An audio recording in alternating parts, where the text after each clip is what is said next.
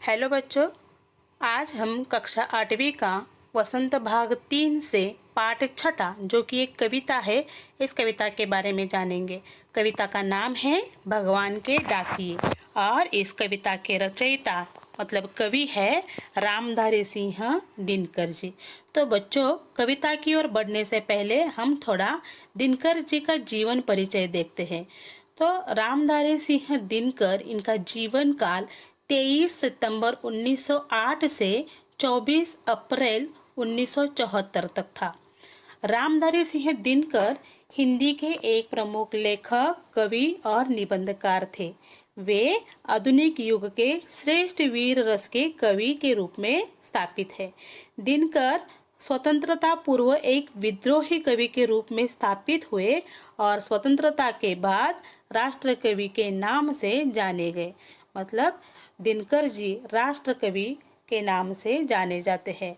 वे एक छायावादी कवि थे।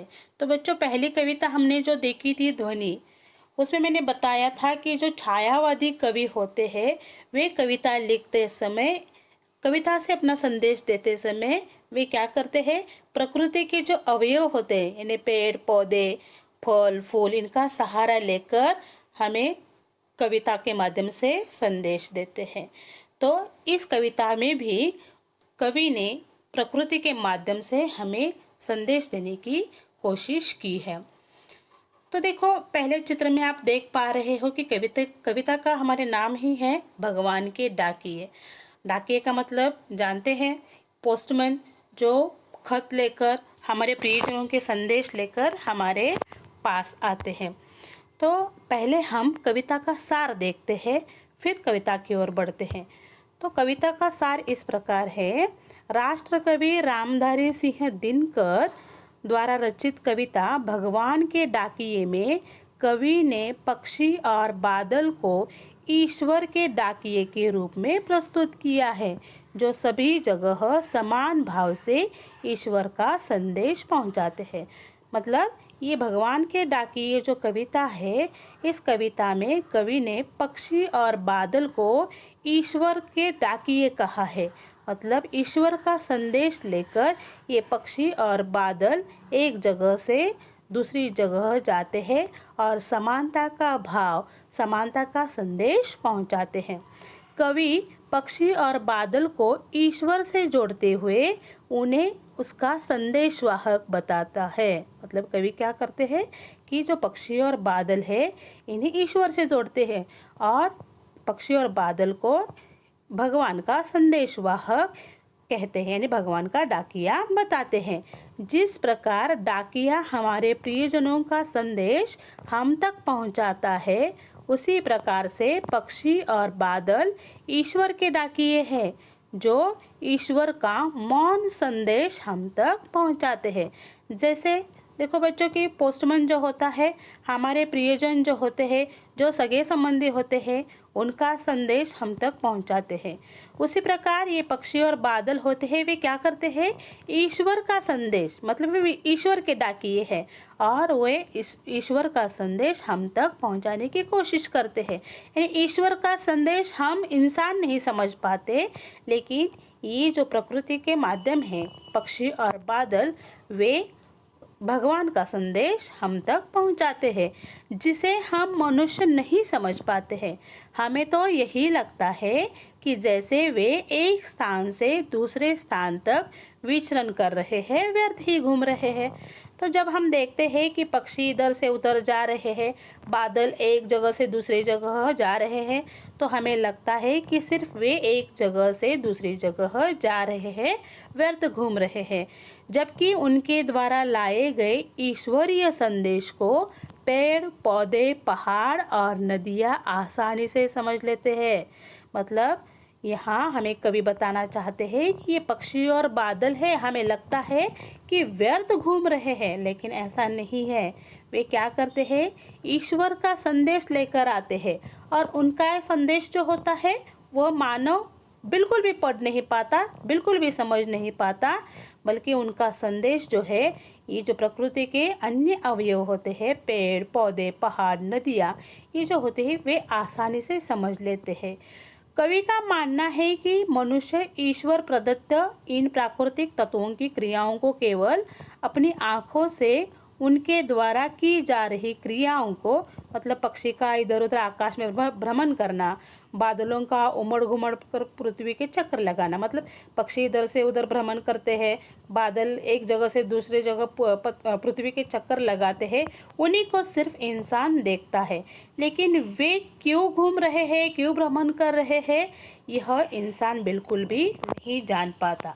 हम मतलब मनुष्य उनकी क्रियाओं में छिपे उद्देश्य, विश्व बंधुत्व की भावना को बिल्कुल भी समझ नहीं पाते हैं। मतलब जो पक्षी होते हैं वे एक जगह से दूसरी जगह जाते हैं, बादल एक जगह से दूसरी जगह जाते हैं, तो वे क्या करते हैं, ईश्वर का छिपा हुआ संदेश, विश्व बंधुत्व का संदेश जो लेकर एक जगह से दूसरी जगह जाते हैं, उनकी भावनाओं को हम समझ नहीं पाते।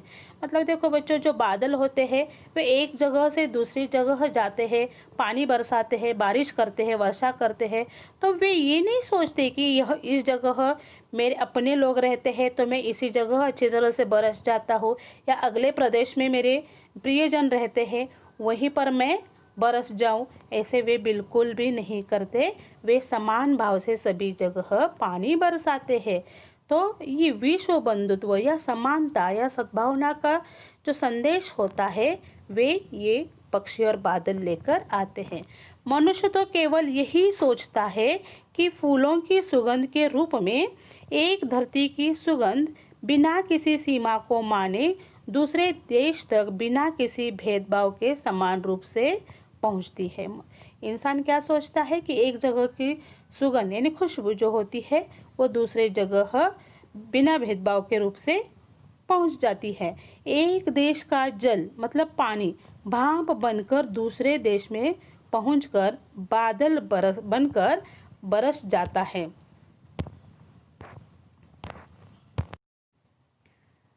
जबकि इनका वास्तविक संदेश तो यह है कि पेड़ पौधे अपनी वायु, धरती अपनी सुगंध तथा नदियां अपना जल किसी सीमा विशेष में रहने वालों के लिए नहीं रखती।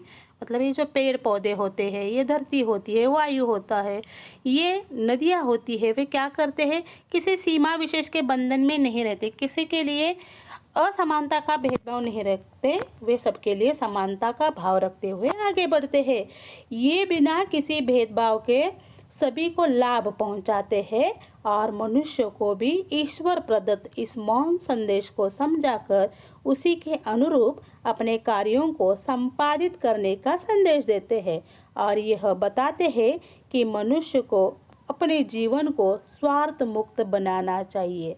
तो ये जो प्रकृति के अवयव होते हैं या ईश्वर के संदेश देने वाले संदेशवाहक होते हैं, वे बिना किसी भेदभाव को सभी को लाभ पहुंचाते हैं और वही संदेश, ये जो प्रकृति के अवयव होते हैं मनुष्य को संदेश देना चाहते हैं, मौन संदेश देना चाहते हैं और समझाना चाहते हैं कि जिस प्रकार हम बिना भेदभाव से सबको लाभ पहुंचाते हैं, उसी प्रकार आपको भी बिना स्वार्थ के आगे बढ़ना है, लोगों के लिए लाभ पहुंचाना है।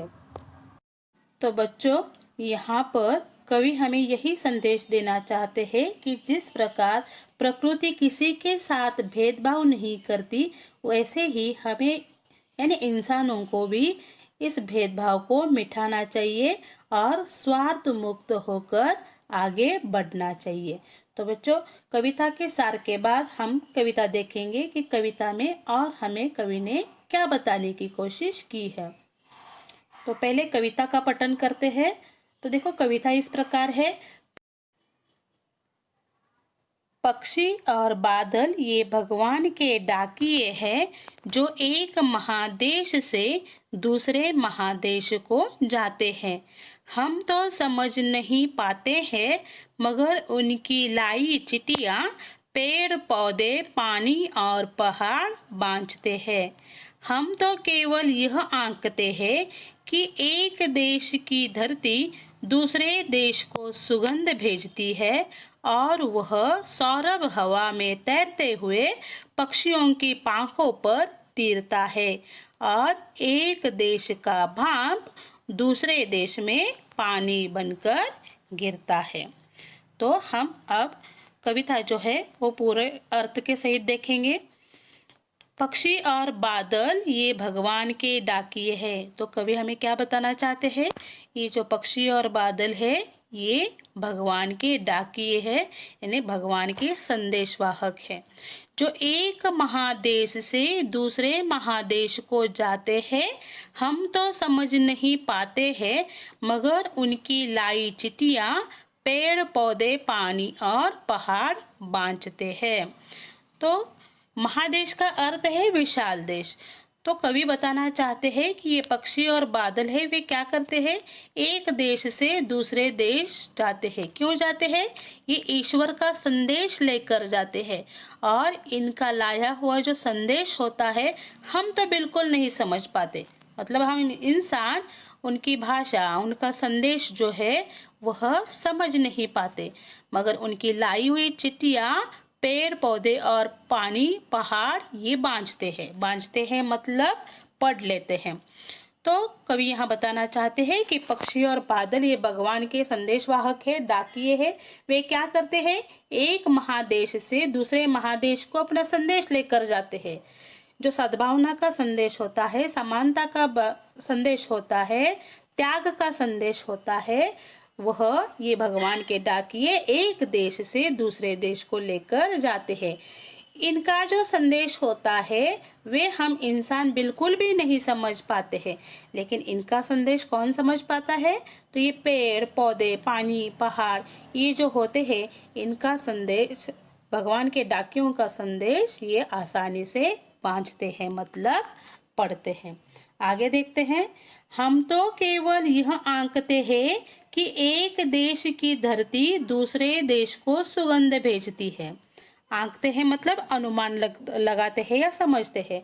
तो हम इंसान केवल ये समझते हैं कि एक देश की धरती दूसरे देश को सुगंध भेजती है और वह सौरभ हवा में तैरते हुए पक्षियों के पाखियों पर तीरता है। यहाँ सुगंध का अर्थ होता है खुशबू और सौरभ का भी अर्थ होता है खुशबू। तो दूसरे देश को ये सुगंध भेजते हैं जो पक्षियों के माध्यम से या पक्षियों के पंखों के माध्यम से दूसरे देश तक पहुंच जाता है और एक देश का भाप दूसरे देश में पानी बनकर गिरता है। हमें तो लगता है कि एक देश का भाप जो पानी से भाप बनता है वह दूसरे देश में जाकर पानी बनकर गिरता है, लेकिन ऐसा नहीं है। जो हम इंसान समझते हैं वैसा बिल्कुल नहीं होता। तो ये जो पक्षी होते हैं वे समानता से एक देश से दूसरे देश तक समानता या सद्भावना का संदेश लेकर जाते हैं। वैसे ही ये जो बादल होते हैं एक देश से दूसरे देश तक जब जाते हैं तो समानता से पानी बरसाते हुए वर्षा करते हुए आगे बढ़ते हैं। वे बिल्कुल भी ये नहीं सोचते कि यह मेरा देश है, ये दूसरा देश है, मुझे यहीं पर गिरना है, यहीं पर बरसना है। ये जो बादल है बिल्कुल भी भेदभाव नहीं करते। वे समानता से ही पानी बरसाते हुए वर्षा करते हुए आगे बढ़ते हैं। तो इस कविता के माध्यम से कवि हमें यही समझाने की कोशिश करते हैं कि प्रकृति हमें संदेश देती है। ईश्वर इन प्रकृति के माध्यम से हमें संदेश देना चाहते हैं कि जिस प्रकार प्रकृति एक दूसरे के साथ समानता का भाव रखती है वैसे ही हम इंसानों को भी समानता का भाव रखना है, सद्भावना की भावना रखना है और एक दूसरे के प्रति त्याग की भावना रखनी है। तो बच्चों यहाँ पर हमारी ये जो कविता है पूर्ण हो जाती है। आशा है कि आप ये कविता समझ गए होंगे। तो आपका गृह कार्य है सुंदर अक्षरों में इस कविता का लेखन करना। अगली वीडियो में हम इस कविता के प्रश्नोत्तर देखेंगे। धन्यवाद।